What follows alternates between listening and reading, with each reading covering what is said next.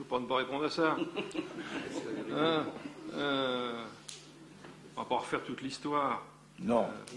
Il se trouve que le gérant de cette société CVT Loisirs a manifesté la plus grande mauvaise foi tout au long de ces années, que les titres de recettes émis n'ont jamais été payés, qu'il a fallu intenter un certain nombre, il a fallu ester en justice pour obtenir gain de cause, que la Cour d'appel donc est saisie, et vous savez très bien comme moi que les décisions de la Cour d'appel sont longues à obtenir, mais ce qui est certain, c'est que ce monsieur a organisé son insolvabilité.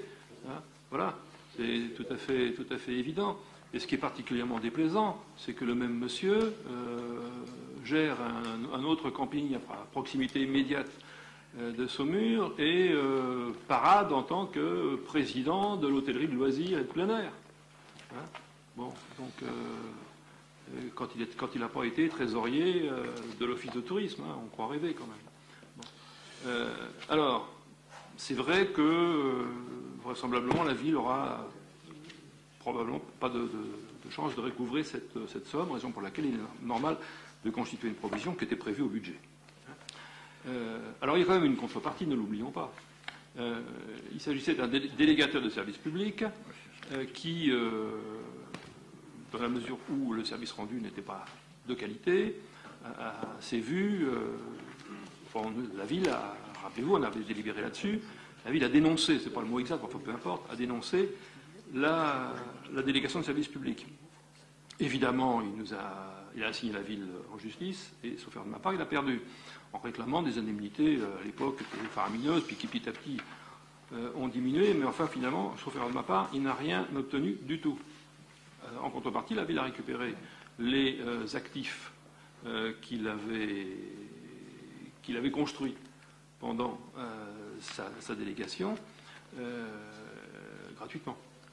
Bon, enfin pour terminer, aujourd'hui, le camping de Saumur est géré dans le cadre d'un bail amphithéotique de longue durée par une société spécialisée qu'on connaît, Flower, à la satisfaction générale. Le problème épineux que la ville avait à cette époque-là a complètement disparu.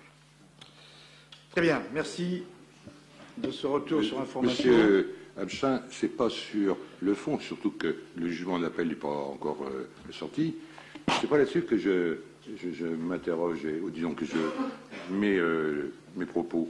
C'est sur le fait que vous nous aviez accusé de ne pas avoir fait le nécessaire de recouvrer les sommes dues au 31 décembre 2007, alors qu'elles ont pu être faites par qui de droit le comptable public, et qu'aujourd'hui on se retrouve avec la même chose. Et je ne vous en reprends pas, grief, c'est un constat. Je remets les choses à leur place. Allez, s'il vous plaît. C'est bon. Oui, non, mais... Je sais. Je sais. Comment? Ces accusations infondées. Voilà. Eh bien, écoutez, voilà, c'est une bonne leçon pour l'avenir. On a le droit de s'accuser de différentes choses à condition que ce soit fondé. Tout le monde le sait. Ça évite de faire de la politique politicarde. Mais je n'accuse personne de le faire dans cette salle. Allons-y.